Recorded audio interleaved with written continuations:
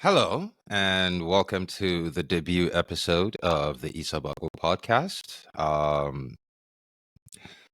To everyone that was asking me to start this podcast, I guess thank you for the inspiration. For those of you who do not know, I have a platform. I have a TikTok account with about a quarter million followers.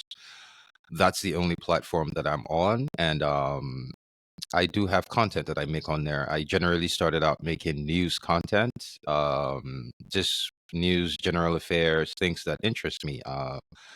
Growing up, my parents were kind of into global affairs and just things that were going on around the world, and that interested me. So growing up, I continued to pay attention to stuff like that. So I started a TikTok account talking about just generally everything, historical stuff,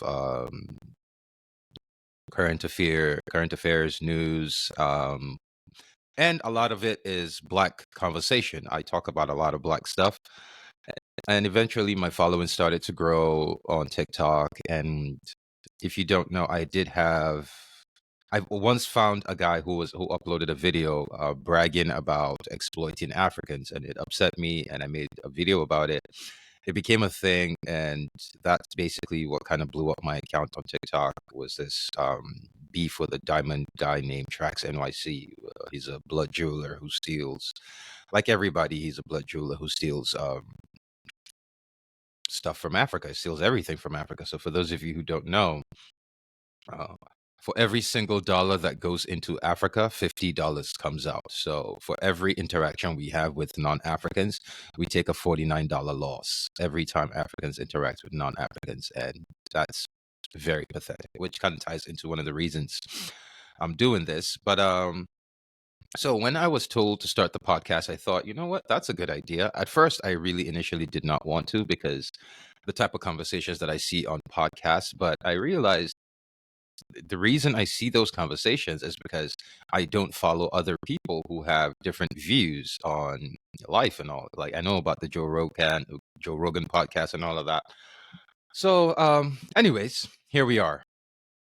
This is the debut episode, and I want to say that the content that I am making right now, the kind of content that I'm going to make, the topic of today's video is a bittersweet one for me, because it's something I know needs to be talked about, but it's something I really didn't want talked about because of the implications. I don't even know what to say, but all right, I'll just go ahead and say it. So, long story short, the opinion I'm about to espouse right now is something is a conclusion I came down to a few years ago, but I reluctantly refused to vocalize this because I realized, especially today in this climate that we have between Black men and Black women, I realized I thought I'd be doing a lot more damage to Black men. And one of the main reasons I did not want to vocalize the things that I believe in right now is because, again, the drama between Black men and Black women, I thought I'd be giving Black women a lot more ammo that they could use against Black men, especially the Black women who do not like us, which is unfortunately is a majority, whether you like it or not. But the thing again is, as men, we should bear the burden of whatever it is. We're built for that. So it came down to it that when you think about everything and you go to the root of it, for me at least, when you go to the root of it, you could make up different versions of it, of why you think whatever it is. And for me, in the end, it came down to the men are the problem in the Black community. And whether consciously or subconsciously, the issues that we have in the Black community are the men. And the reason I say this is you have to go past surface level to see what's going on in the Black community. If you stay surface level, yes, Black women are definitely the problem, and we'll never get past that. But once you get past the surface level, you realize we men have a bigger L to take. And one of the reasons I was reluctant to do this is there's a saying in the Black community is when you get up to help someone, when you get up to help the Black community, you'll come to find out that your biggest enemy is the Black community. Your biggest adversary is the Black community. In other words, when we've been lost for so long that when you try to attempt to tell people, look, this is not what we're supposed to be doing, this is how we're supposed to be doing it, you'll get attacked. I believe on TikTok right now there's some thing going on about dresses, the type of appropriate dresses that you should wear outside of the home, in public. And black women are doubling down that stripper and horror clothes are what you should wear. And on surface level, when you look at stuff like this, they are the problem. But let's get past the surface level. When you do, you see that we black men are the problem. And again, another reason I've been reluctant to share this is I knew in sharing this, even though the intent is to help us, intent is to get us black men to get up to do something. In sharing this, I will make more enemies. Like I will like more black. I'll have more black male enemies than I would. More black men will not see what I am trying to do because a lot of us have been so stuck, are so lost that we don't even realize how messed up we are. And the whole reason this is coming apart is in light of the Marcellus Williams situation. Marcellus Williams, a black man who was innocent, did not commit the crime. There was evidence. There was evidence. DNA evidence cleared him.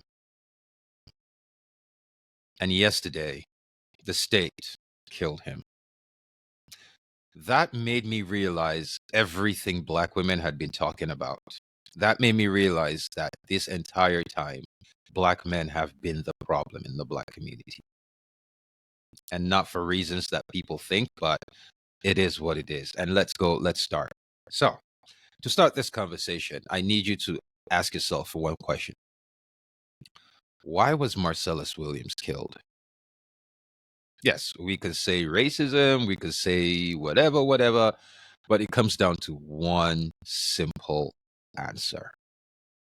He was killed because the system, the governor, the Supreme Court of the state of Missouri, and everyone around the world knows one simple and singular fact about black men. He was killed because they knew beyond reasonable doubt that there was absolutely nothing that black men could do about this.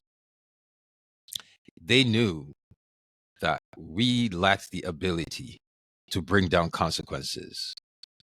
Physically, they knew we lacked the ability to bring consequences. Emotionally, they know we lack the ability to bring down consequences. Psychologically, they know we lack the ability to bring down consequences. Economically, they know we black men are weak. We have no power.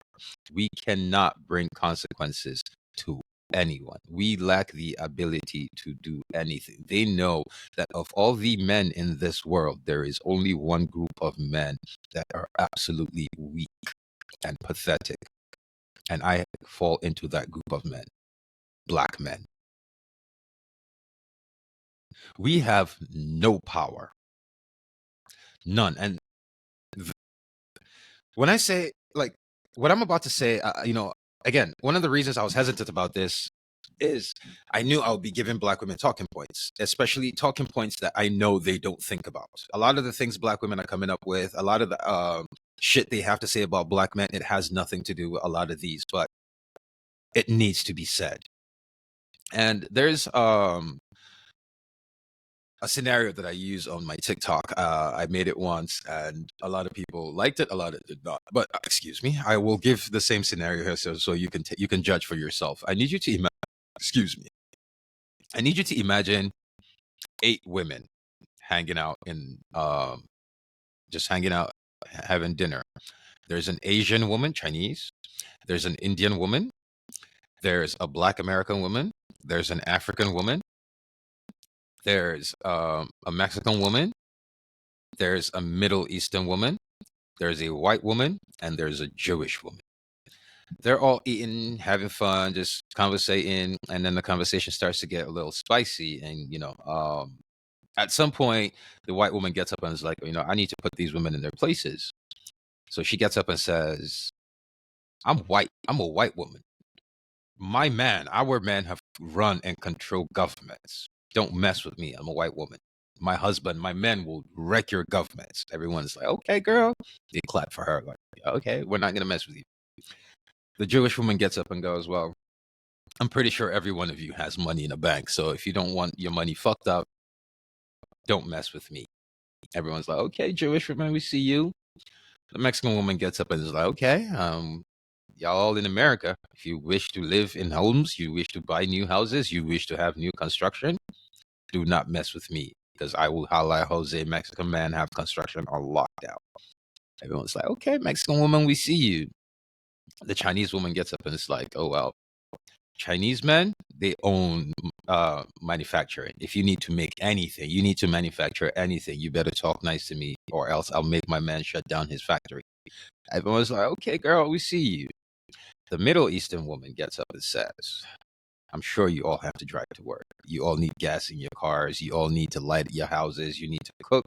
So if you need oil, don't talk nasty to me or I will make you regret this. Everyone's like, okay.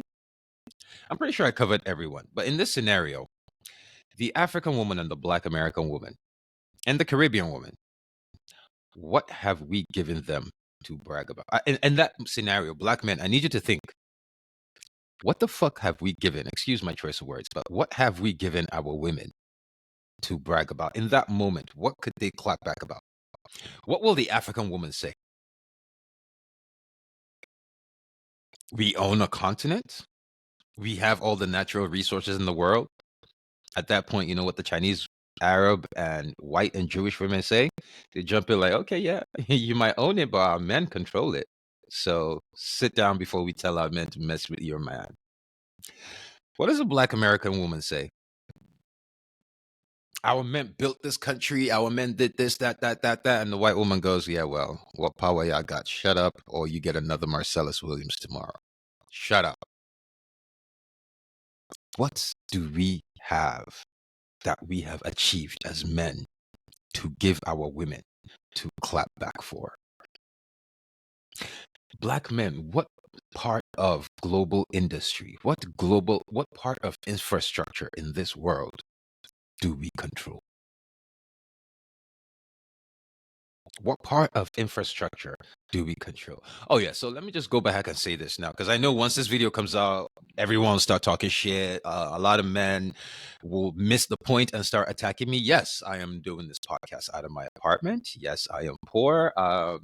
Yes, that's my cat meowing in the background. I don't know what. Yes, I have been arrested for a crime I did not commit. If you want to believe I did not commit it, if you believe I did, excuse me, I guess that makes me a hero in the Black community because niggas going to jail is a thing, right? I got an entire page in the New York Post for the in that. I'm a former male model. I'm a former Marine. I'm a former business owner. I don't know.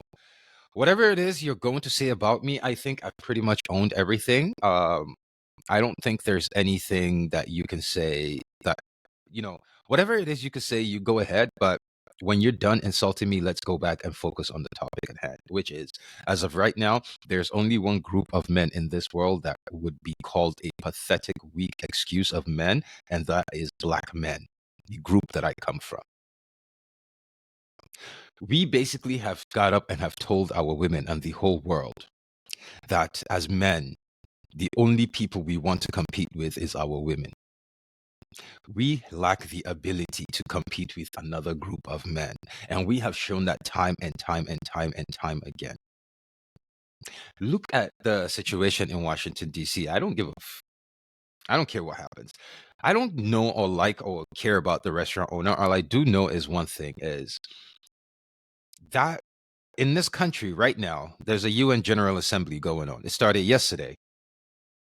I know that when the American delegation gets up, they will be speaking in English. When anyone tries to speak to us in the United States, they will be speaking to us in English. The U.S. Embassy around the world, it's English. My point here is while the U.S. does not have an official language, English is what we all speak. Everybody who is not stuck in their way, who's not lost in their head, can see that the recent wave of Hispanic immigrants are here for one reason. They are here to replace the Black community. The Democratic Party is done with Black people. They see what's going on. They realize the future of the world. If you see the demographics, they are bringing in new Hispanics and they're turning them into white people. And we Black people are getting together with the group, with the Hispanics, to shut us out. There are videos, multiple videos out there where business owners, construction company owners have come out and said they do not hire Black men. That's why there are no Black men in construction. It's not because we don't know anything about construction. It's because we actively have been pushed out of construction, which brings me back to this conversation about Black men and our weakness. We don't control anything. We have become a buck broken race of men. All we do is beef with our women, cower when other men show up, and consume. Consumers, that's it. Because right now, there's a video going on TikTok where a lady was standing in front of a door and she has a caption that says Mexicans have construction. I believe something has something. What do Black men have? And you can see Black men in that video in the comments trying to. We don't own or control anything. Like right now, an Asian woman. I live in New York City. An Asian woman in New York City can wake up and say, I went to go 7 days in New York, and I am only going to interact with people from my community.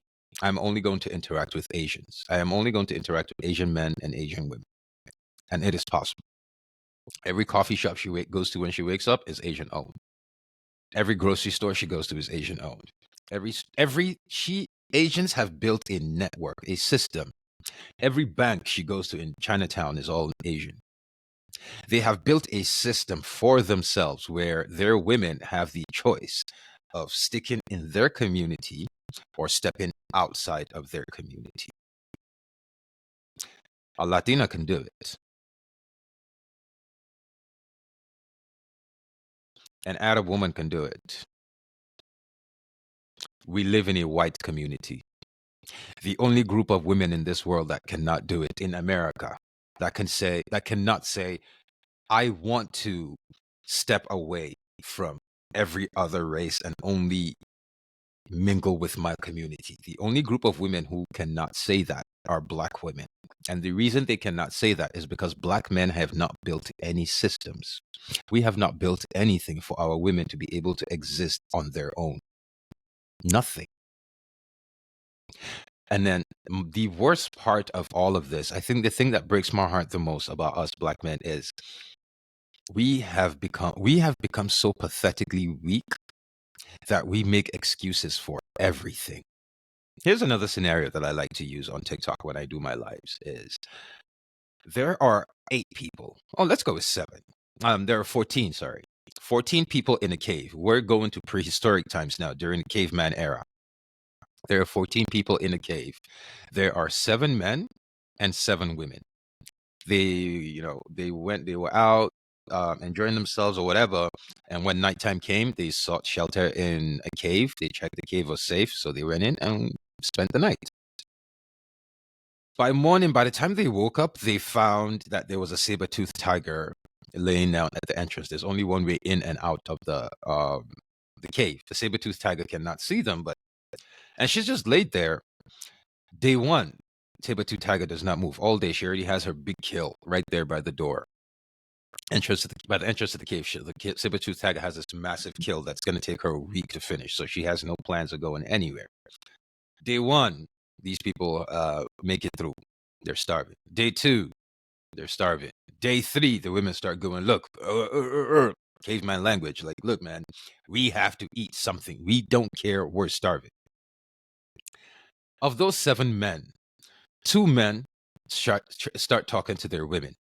They start trying to explain to their women how, and they are very rational and they are logical, that we have no weapons. 7 of us men cannot take on a saber-toothed tiger. It is bigger. It can take 7 of us. It has claws. It has teeth. Like, there's absolutely no way on earth that we could take on a saber-toothed tiger. The moment we step out there, and this is a saber-toothed tiger who's a mother, so she's clearly more vicious than the average. The moment we step out there, we're definitely going to get killed. That is very logical, and that's true. And they're explaining it to their women. Then there's the other five cavemen. They're sitting there. They don't care about logic. They are trying to figure out a way to get out there and get food for their women. They don't care about logic. They don't care. My question to you is, of those 7 cavemen, which men do you think their bloodline ended in that cave that night? I'll tell you who. It's the 2 rational men. And this is basically what I'm talking about when it comes to the Black community is, when you look at everything that's going on in America right now, when you look at the situation that Black men have been through, the nuances, Seneca Village, which was Central Park, was built. White people destroyed it to build a park. We all know of Tulsa, Oklahoma, where they built a very prosperous town, and the U.S. government came in and bombed it, and white people came in there and killed the rest of the people. We know of what's it called? What's the name of this lake? I can't remember. There's a lake somewhere that got flooded. It's a Lake Lanier. We know about Lake Lanier. Yeah, Lake Lanier was an entire black town, and white America decided to flood the town, and there are still corpses of black people that died when the town was flooded. They still live there. So we know the nuances that every time black men have tried to build something in America, black women destroy it. That's true. Now let's go back to the real world right now. Is the real world nuance is seeing that every time black men try to get up to do something, white men get up to destroy it because they've been here longer. There's more of them. They have a system placed, which is very true and very rational. And then you have another group of men who are very irrational. They don't care about logic. They're not even productive. What they do is they don't care. They will do whatever they need to do to get money. They will kill, they will hurt, they will steal. I'm talking about hood niggas, the drug dealers and the street niggas. You notice how those irrational men make up like 20% of the black community, but they're responsible for 80% of the kids, while the rest of us rational brothers get to sit down in our 3-piece suits and complain about the hood niggas taking our bitches?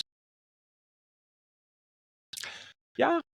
Again, I literally wore my 3-piece suit for this, specifically just this show, just to kind of get the point across. Is this is what we do. We wear our suits. We think we're better than these men. And we, on the surface, we are. But why are they better? Why are they taking all the black women? Why are they having all the babies? Why are the rest of us going to become something in life to become stepfathers to those men? It's because those men don't make any excuses. They don't make any excuses. This video, as I'm making round right now, this video, if it starts to go around, one thing you're going to find out is you'll find black men in every comment trying to find an excuse. Basically, look at this from the black woman's perspective. I need you to look at this from the black woman's perspective. Basically, we're telling her that all it takes to defeat us is put an obstacle in front of us. That's it. All it takes to defeat us is put an obstacle in front of us. Basically, you're saying, I need you to imagine the scenario. It's a race, right? Of all races. It's a race of races. So a white guy and his white woman, an Asian guy, Asian woman, all races. And right before the race, the white man sneakily walks over to the black man and puts a ball chain, clamps a ball chain on the black man's leg, creeps over to the black woman, clamps a ball chain, which is a real world scenario. So once the race started, everybody got a head start, which is the same as in the black community. Is everyone has a head start on us. And once the white man got to a certain point, he realized he was so far ahead. He stopped. Him and his woman, they put barriers on the road, obstacles, and they kept running. And then we are seeing it. The Asian man, the Chinese man, ran up with his woman, and they got to the barrier, they got to the obstacle, they looked, they were like, shit. The Chinese man ran, built a bunch of ladders, put it there, and him and his Chinese woman jumped over. And now they're chasing the white man. The Indian guy came, did the same thing, built a bunch of ladders, did that. We watched the Arab guy, we watched the Mexican, we watched the Venezuelan, the Filipino. We're watching everyone come in, everyone. The black man and the black woman were in last place because the white man messed up and cheated and put a ball chain on our legs. When we got to that obstacle, as soon as we got to the obstacle, the black woman's looking at us like, okay, we're last, but come on, do something, do something. And then look at this from the black woman's perspective. Instead of us to do something, to find a way to get over that obstacle with our woman, we stood there and like, babe, we can't go any farther. Look what the white man put. The white man put this here to block us, and he put something on our legs. Can't you see?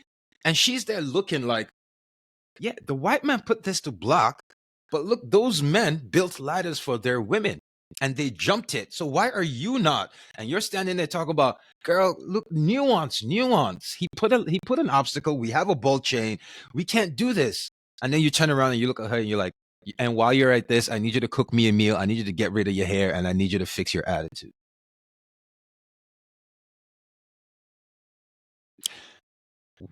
Basically, we're telling our women, you have the capacity to go and get better, but I need you to accept less from me. And yes, before you come in, we have seen our women try to go seek better, and those men do not want them. And that is what makes their anger worse. Is they're like, oh, black man, you know what? You don't want to build for us. You don't want to do anything. You want to be a weak, pathetic excuse of a man. I'll go find another man. And they went, and those men were like, oh, no, we don't want you. Get out of here, negress. So her anger is, we have shown her she's not worth building for. And she goes to those men, and those men are like, yeah, no, we don't want you. So you can understand their anger. And I guess one of my biggest angers right now is the fact that I'm saying this, and this video is going to come out. I'm going to post it. And black women who hate black men, I'm talking about the Crystalline Karazins, the, what's it called? The Cynthia G's, they're going to take this. They're going to run with it. They're going to use it to crucify us. But we need to be crucified. We absolutely need to be crucified. Because, I got one. Yeah, I remember a few years ago on Twitter where this lady, black woman, child of a black woman and a white man. God damn it, my cat! I locked him out in the red room, and he's trying to come out. So please forgive the noise. The story. This was back in a few years ago. There was a black woman who's a biracial daughter of a white man and a black woman. Posted a video, an image of a man that she finally gave a chance after like 3 years of him being in the friend zone. A lot of black men came through. They were like, yo, don't do that. Don't ever be that guy from the friend zone. So they clowned him. And her response to black men clowning him was calling us bullet bag. She created that term, bullet bag. And that term has caused so much problems in the black community. But I guess, excuse me, let me go see about this cat.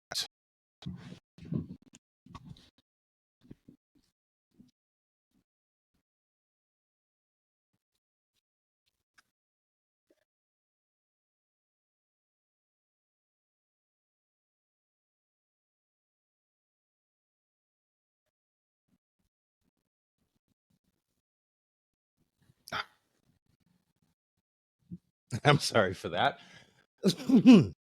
Yeah, so back to the subject at hand. That bullet bag conversation, right? It hurts so deep, but with the recent killing of Marcellus Williams, I sat down and I thought about it. That was the most apt name she could have called us. That was the most, like, we understand. You have gangsters, you have the game, you have Quavo, you have all these rappers, all these fake wannabes, all these boozy, all these big ass gangsters who claim to be gangsters, who claim to have bodies. The only thing you know how to do is hurt other black men. Once another race of men come, all we know how to be are bullet bags. Oh, 2 nights ago, the FBI arrested 2 white men for giving out bomb instructions. It's not going to make the news, but there are a group of white people planning. Once Trump wins, they intend to start a race war. The only reason these men are confident and comfortable enough doing this is because they know us black men are so pathetic, so weak that we have no response. We cannot do anything. And look at, again, Africa, an entire continent, not a single African country controls its own fate. Except for the Sahel Alliance recently, Burkina Faso, Mali, and Niger that recently had a coup. Besides the Sahel Alliance, not a single African country controls its fate. An entire continent of over 2 billion people are answering to less than 200 men, white men. And then we expect African women to respect us. How? I'm Nigerian, and you go online and it's like, Nigerian men, we want to act like we're the shit, right? Till you go to Nigeria. I know saying this right now, South Africans are going to come out. You know what? If you're a South African man, you're not part of this conversation. When we talk about African men, South African men, you're not even, if black men are not worthy of being men, you're not even human. Like in your own country, the Boers, the white people are 7% of the country, and they are literally feeding you to their pigs. They're killing you on their farms and feeding you to their pigs. So South African men, do not even come in here. Don't comment. When we're talking about black men, you're not part of this conversation. South African men and women, you're property. You are property of the white boa. So don't even, because I said something about Nigerians, they're about to come, get the hell out of here. Don't even start before I call a boa to turn you into pig food. Shut the hell up. I hate South Africans. I said what the hell I said. If there's any black people in this world, I want to see black liberation for every black person except South Africans. I want to see black liberation for every black peoples in this world except South Africans. I want South Africans to remain, not just remain where they are. I hate them so much that I want apartheid to come back, and I will actively support apartheid. I will do my part. If apartheid ever comes up, I will do my part to support it. Cape Independence, I don't want Cape Independence because that is cutting South Africa into smaller parts. No, the Boa deserves the entire country. That's his country. They call them Boalandia. That is the land of their ancestors. So, you know what? But back to the subject at hand. Nigerians, we have this whole, Nigerians are the shit, which, technically you want to say we are, but we're not.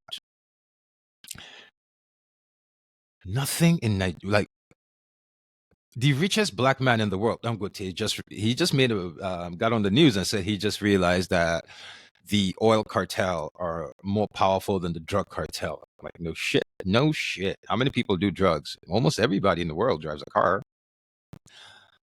But I don't know. And then to make matters worse, look at the type of people that we have in the black community that we look at as leaders. Like, we have no one, and I made a video that went viral talking about Mormonism. Actually, I just did a video with a lady, an attorney, and that will be my next episode. I'll be posting this as my first episode. I just wanted to say it out, that black men were weak, we're pathetic, we're useless, we ain't shit, we don't control anything, we don't have anything, our women don't respect us, nobody respects us, we don't even respect us. Somebody needs to say it. Somebody needs to say this. Black men, we need to stand up. We are the most fractured group of men in the world. So sad. One of us just got killed yesterday because they know there's absolutely nothing we can do about it. They know that, see, that governor would have never done that shit if it were Venezuelans. See, the part is that we're so buck broken, they know we cannot even form organizations to seek outside help.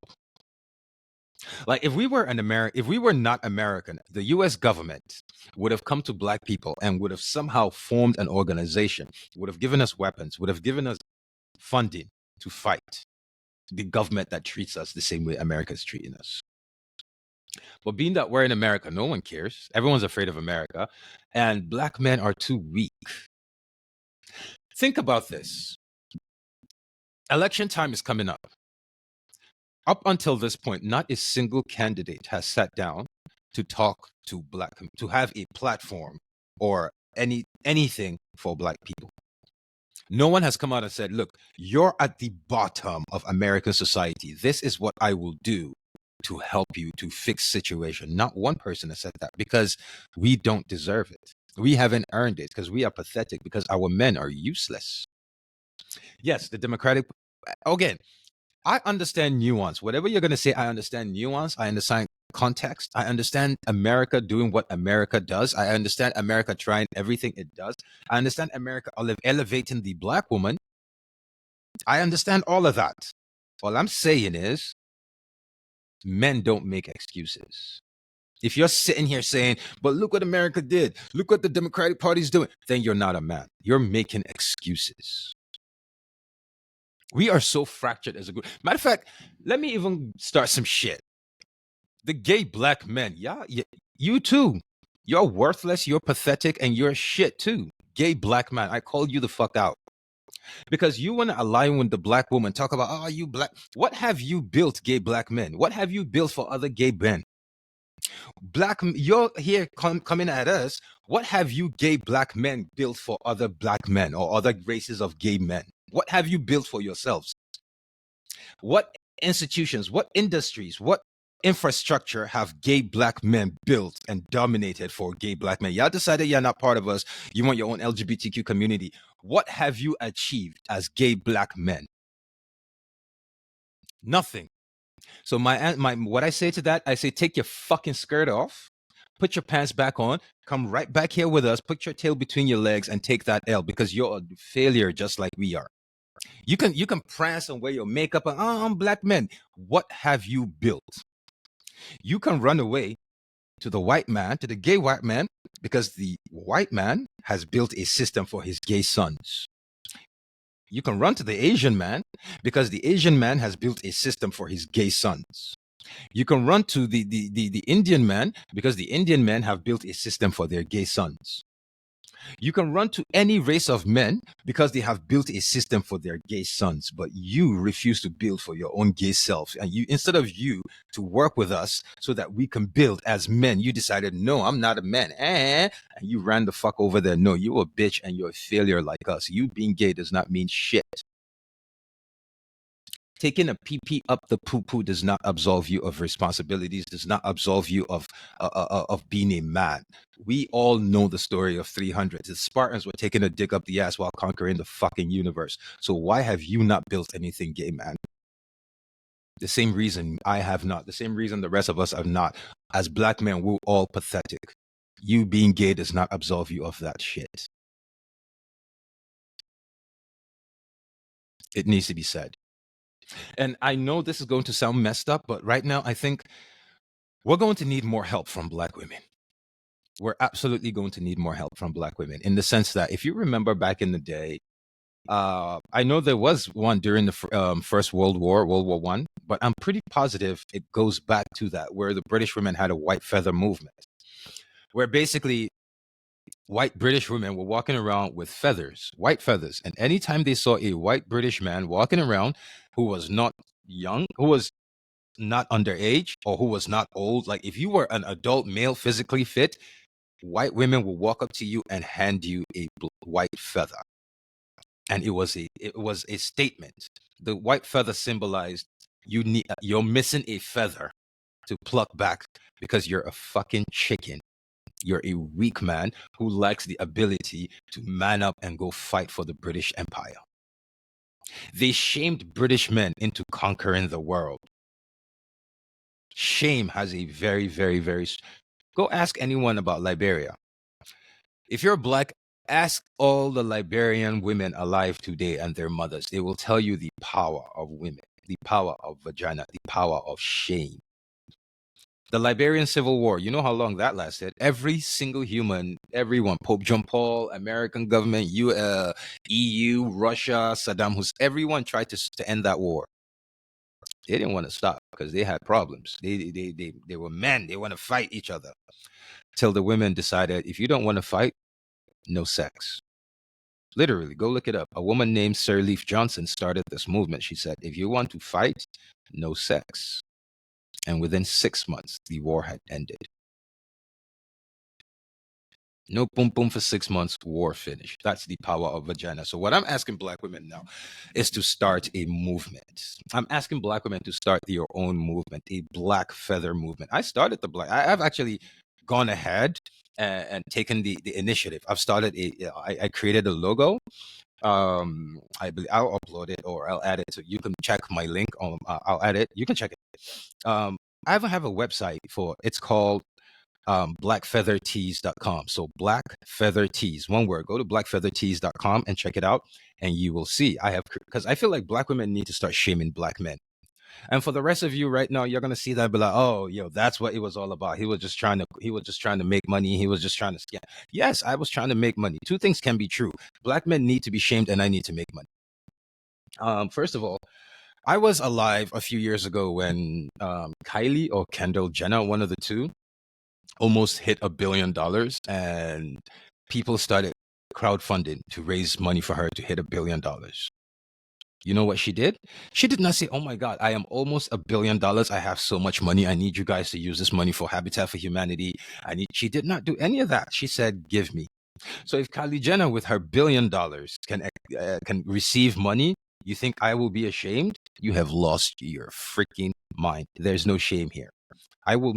We have the ability. I want to make money off of shaming black men. We can do something. We can do something. I actually had a suggestion. I made a video on this on TikTok. I had a suggestion, and it's funny. I said black men need to take over waste management. That was my suggestion. I said, if we take over waste management, if we control America's waste, we will become, for lack of a better word, politically the most important voting bloc in America. And the top comment in there was by a black man, said, of all the things you can think about, trash is the best you can do. Top comment. Lots of votes. Lots of so I can only imagine a lot of black men came through, and a few black women, because I think one of the main reasons we're here is black women don't like honest jobs. And that says a lot about our lack of masculinity. Is we let women decide our fate as men. That tells you a lot about us as black men. I went through a phase in my life where I was almost a hood nigga. You know that era of NBA patches on? Yeah, I went through that phase. I had the big baggy jeans with the NBA patches. I had like 8 or 9 different versions of Timberlands. I had do-rags. It took me about less than 6 months of dressing up like that to realize this is not me. And I was in the Marines when that happened. I'll never forget. It was first day I went out, I got dressed, I came back out. Yo, everybody in the squad bay, like all the black guys were like, yo, Africa became a nigga. They were just so happy. Like, yo, it was crazy. It took me out, like, yo, now we're gonna hit you up. They took me to some clubs, whatnot, go meet some girls, all of that shit. And I'm sitting there thinking, now I'm like, I was so happy back then. I was like, yo, I'm finally black.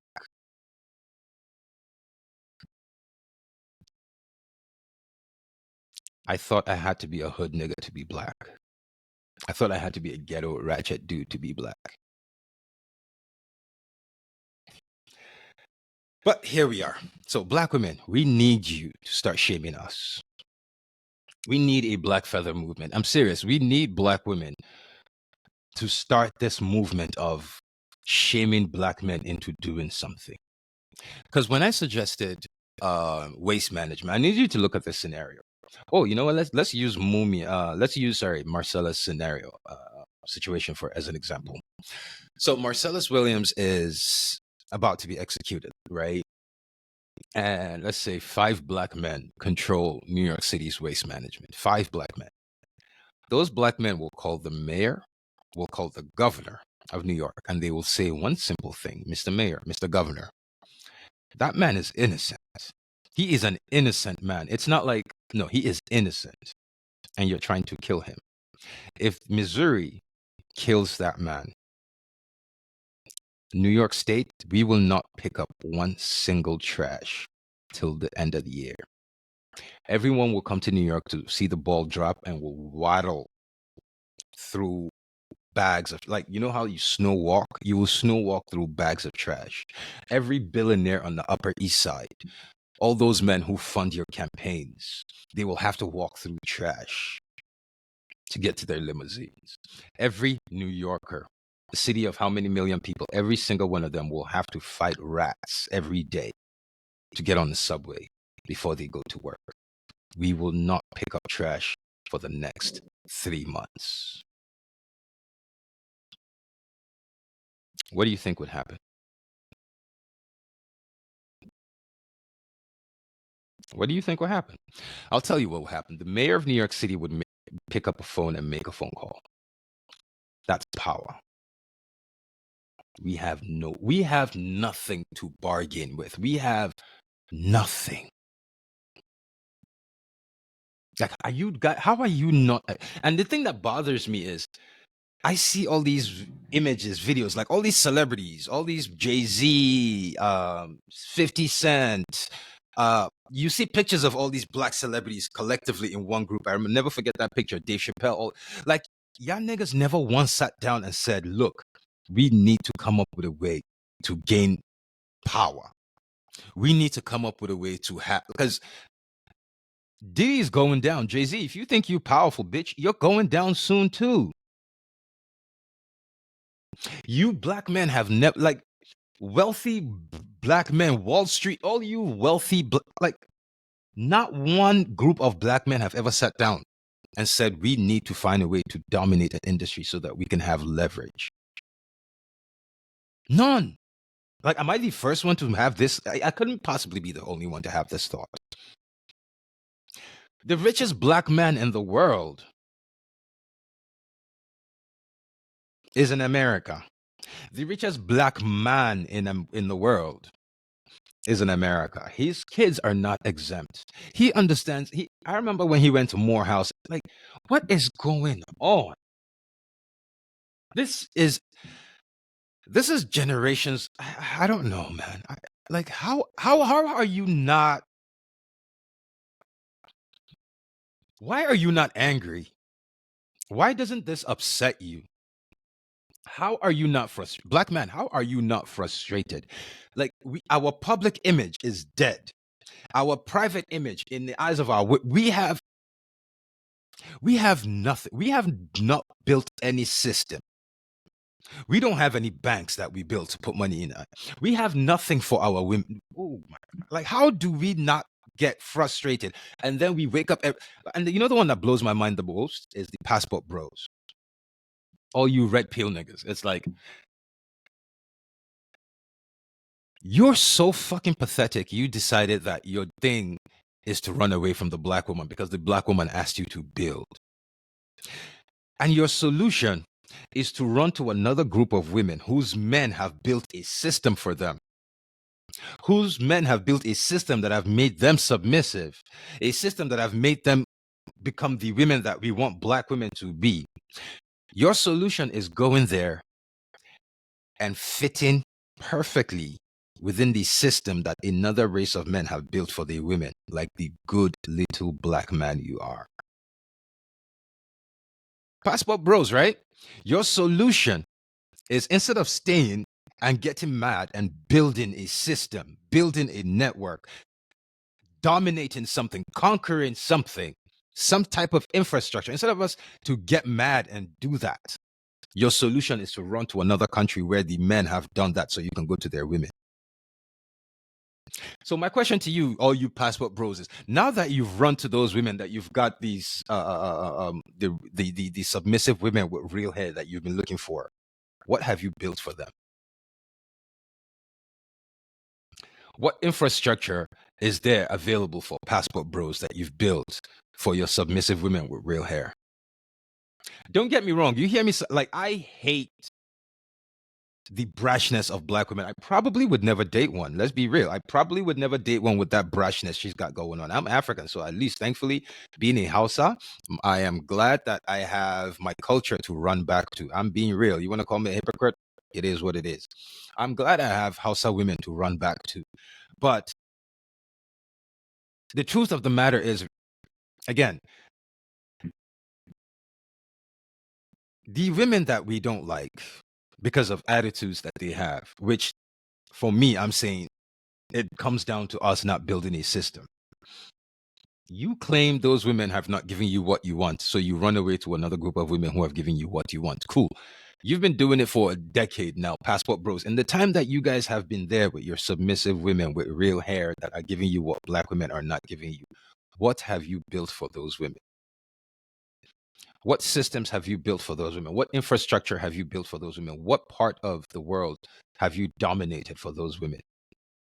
Or you didn't want to build, you're just looking for women to take care of you?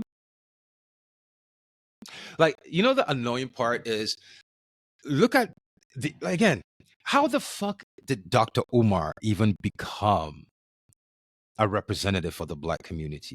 Like, that man is a joke. When I say a joke, I mean Dr. Umar is literally a promotion party clown.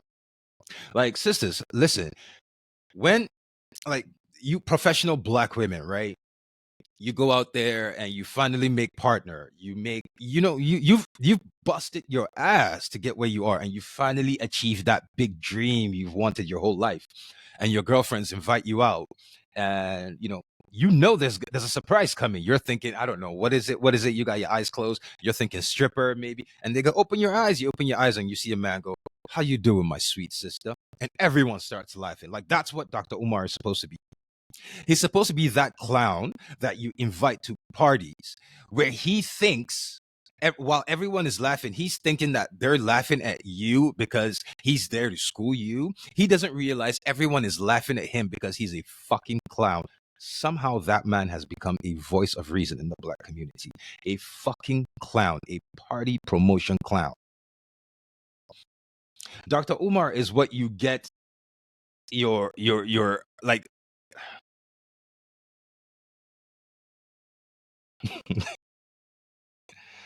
that tells you the state of our community, where that man, that grifter, that piece of shit, absolute no good, buck broken, worthless, pathetic human is representing us.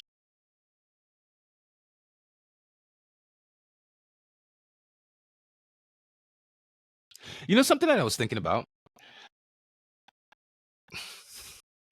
Black women have a $10 billion company, right? Not company. They have a $10 billion market in the hair industry.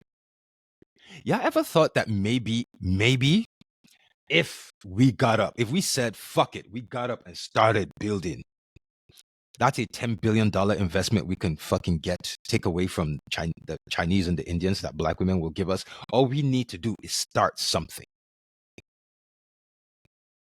Like, right now, I found out apparently in Ohio that I didn't even know there was a Somali community in Ohio, but apparently there's a big trucking Somali community in Ohio. And I was wondering, if you guys are that big in numbers, why don't you organize? Everyone understands the power of dominating except us. We are the only ones who want to be solo. I want to just get just me and my girl. I want to flex on everybody. It's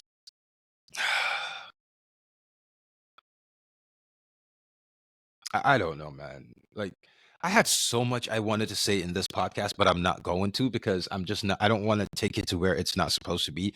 But this is we have a lot to do, man. Black men, we have a lot to do.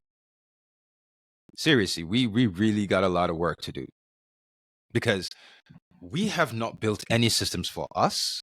We've not built any systems for ourselves. We've not built it for our children. We've not built it for our women. We've not built it for anybody. We exist in other men's systems, and then get mad when black women would prefer those other men in the system that they built. Like, don't get me wrong. A lot of sisters have done some pretty messed up shit. Like, there's too many. There's too many. And I'm not excusing them. I'm not.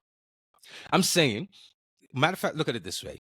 If you, how about we build out of spite? Look at it. If you don't want to do it because you hate black women that much, let's build out of spite.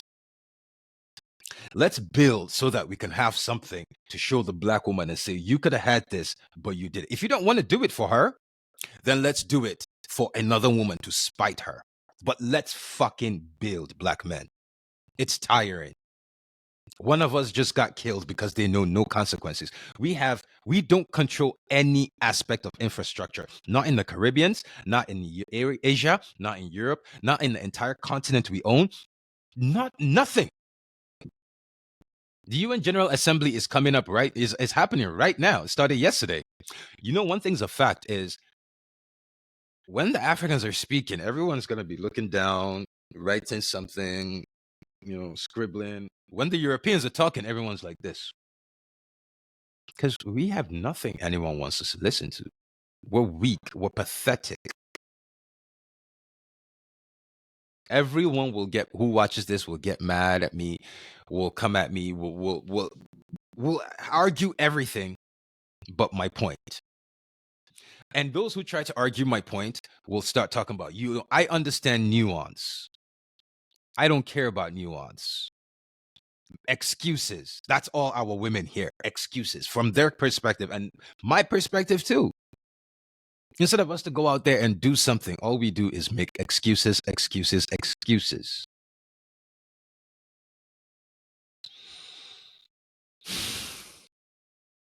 We got to do better, man. We really, really got to do better.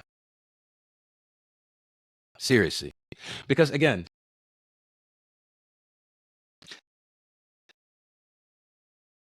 I'll say this again, and I need you to think.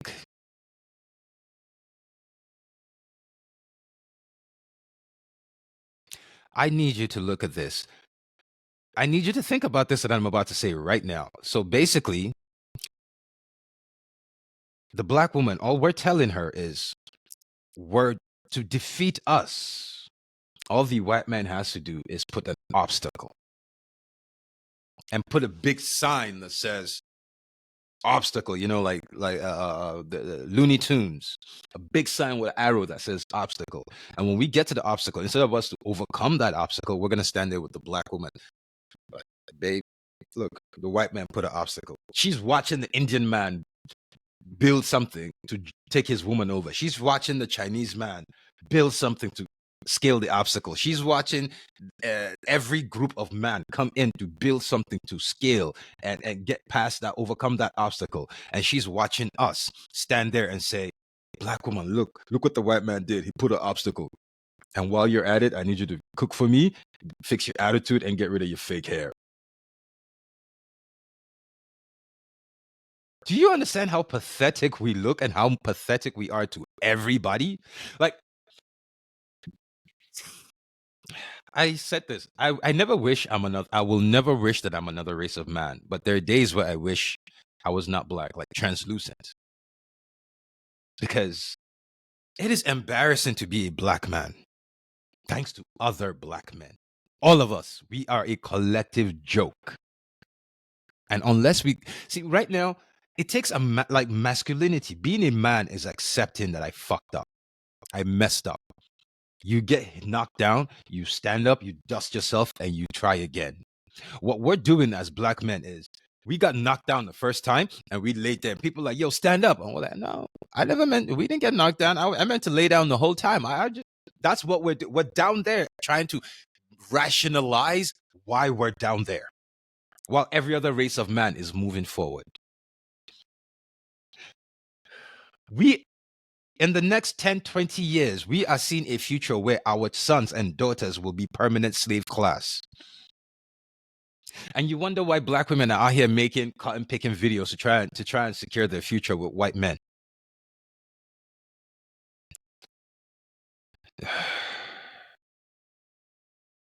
I really don't know. I don't know, man. Well, I just hope this, I just needed to say this. I really hope it resonates with who it needs to, but black men, we need to do something. We just got exposed with Marcellus Williams. We got exposed as actual bullet bags with Marcellus Williams. That's what we are. We exist to be target practice, to and a group of men get to decide when and how we live. No consequences. Breonna Taylor got killed and black women saw us crumping in front of police. That's how we fight.